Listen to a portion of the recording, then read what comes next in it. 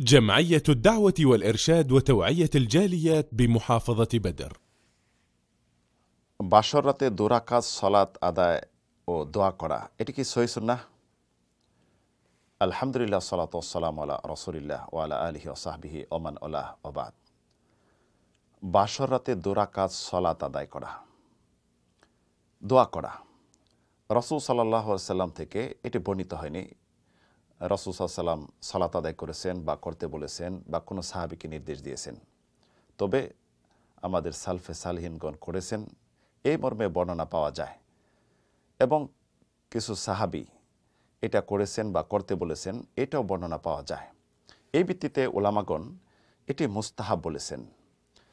যেমন বর্ণিত হয়েছে আবু উসাইদের কিতদাস আবু সাঈদ, তিনি বলেন, তাজাওয়াজতু ওয়া আনা মামলুক, আমি বিবাহ করলাম, আমি একজন কিতদাস। ফাদাআউতু নাফারুম মিন আসহাবিন নবী সাল্লাল্লাহু আলাইহি ওয়াসাল্লাম, পরবর্তী আমি রাসূলুল্লাহ সাল্লাল্লাহু আলাইহি ওয়াসাল্লামের কিছু সাহাবীদেরকে আহ্বান করলাম যেন এখানে আসেন তারা, এবং তাদেরকে বললাম, ফা আল্লিমুনি, আমাকে কিছু শিক্ষা দেন, বাসরাতের কিছু আদব বা বাসরা সম্পর্কে কিছু বলেন। তখন তারা বললেন, ইদা আদখালা আলাইকা আহলাকা ফাসাল্লি আলাইকা রাকাতাইন, তোমার স্ত্রীকে যখন তোমার নিকট নিয়ে আসা হয় বাসর রাতে, তুমি 2 রাকাত সালাত আদায় করো। সুম্মা সালিল্লাহ তাআলা মিন খাইরি মা দাখালা আলাইকা ওয়া তাআওয়াদ মিন শাররিহি, সালাতের পর আল্লাহ রাব্বুল আলামিনের কাছে কল্যাণের জন্য দোয়া করো এবং অকল্যাণ থেকে আল্লাহ রাব্বুল আলামিনের কাছে পানা চাও। পর তোমাদের বাসর রাতে যেটা করণীয় সেটা শুরু করো। যেটি মুসান্নেফ আব্দুর রাজ্জাক বর্ণনা করেছেন, ইবনে আবি শাইবা তার মুসান্নেফে বর্ণনা করেছেন, এবং আল্লামা নাসিরুদ্দিন আলবানী এটি সহিহ বলেছেন। এরকমভাবে বর্ণিত হয়েছে বিশিষ্ট তাবি শাকিক থেকে, তিনি বলেন, এক ব্যক্তি আব্দুল্লাহ ইবনে মাসউদ নিকট আসেন, যার নাম হলো আবু জারির। আয়েশা বললেন, ইন্নী তাজাওয়াজতু জারিয়াতান শাব্বাহ, আমি একজন সাবালিকা কিতদাসী বিবাহ করেছি, কুমারী। পরবর্তী বললেন, আমি ভয় পাচ্ছি আমাদের মাঝে বিচ্ছেদ এবং আমাকে হতে পারে রাগান্বিত করবে, এমন কিছু আচরণে ভয় পাচ্ছি। তখন আব্দুল্লাহ মাসউদ বললেন, জেনে রাখো, মহাব্বত ভালোবাসা এটা আল্লাহ রাব্বুল আলামিনের পক্ষ থেকে, আর বিচ্ছেদ বা এই সমস্ত স্বামী স্ত্রীর যেটা হয়ে থাকে এটা শয়তানের পক্ষ থেকে। শয়তান হালাল কাজে বাধা দেয় এবং মানুষকে যেটি হারাম কাজের দিকে পতিত করে। পরবর্তী তিনি নির্দেশনা প্রদান করলেন যে কি করতে হবে। তখন বললেন, ইদা আতাতকা ফামুরহা ইউসাল্লি ওয়ারাকা রাকাতাইন, তোমার স্ত্রী যখন বাসরে আসে তখন তুমি আদেশ করবে তোমার পিছনে যেন 2 রাকাত সালাত আদায় করে, অর্থাৎ তুমি সামনে আদায় করবে, সে পিছিয়ে আদায় করবে। যেটি আব্দুর রাজ্জাক তার মুসান্নেফে এবং তাবরানি মুজামুল কবিরে যেটা উল্লেখ করেছেন, আল্লামা নাসিরুদ্দিন আলবানী সনদটি সহিহ বলেছেন।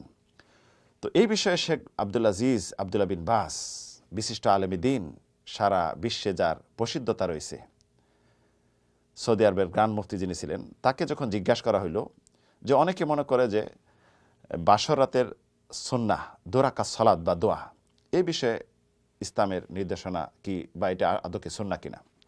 তখন তিনি বলেন যে কিছু কিছু সাহাবী থেকে যেটা বর্ণিত রয়েছে, আসার রয়েছে, যে বাসর রাতে প্রবেশের পূর্বে স্বামী স্ত্রী সহবাসের পূর্বে 2 রাকাত সালাত আদায় করা। তবে এই ভিত্তিতে গ্রহণযোগ্যভাবে একনিষ্ঠভাবে এর কোনো সংবাদ বা সাব্যস্ততা আমি পাইনি।